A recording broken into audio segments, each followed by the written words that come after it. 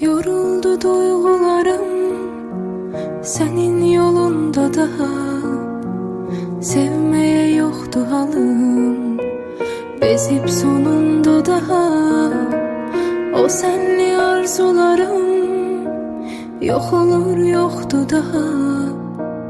Verirem son kararım seninle ayrılığa.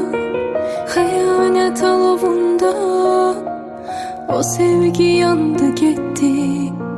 Senin günahlarınla bizden utandı gitti.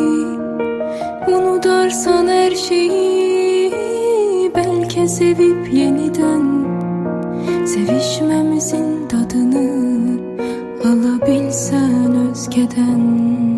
Bu soyuq akşamlar senden soyuyor kalbim.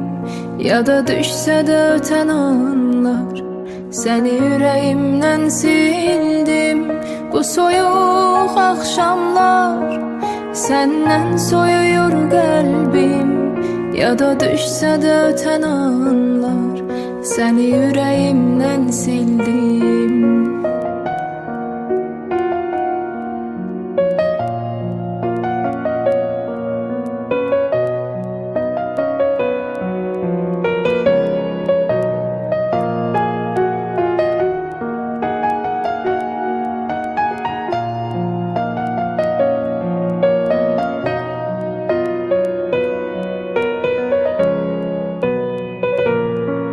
Sana bir daha dönmeyeceğim, bu gururuma söz verdim. Arasan bile dinmeyeceğim, sükutunla gider derdim. Seni affedebilmez yürek, daha kalmadı hiç değerin. Zaman her şeyi halledecek, bir başkası tutar yerin. Bu soyuq akşamlar senden soyuyor kalbim. Ya da düşse de öten anlar seni yüreğimden sildim.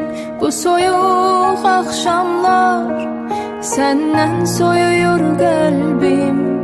Ya da düşse de öten anlar seni yüreğimden sildim.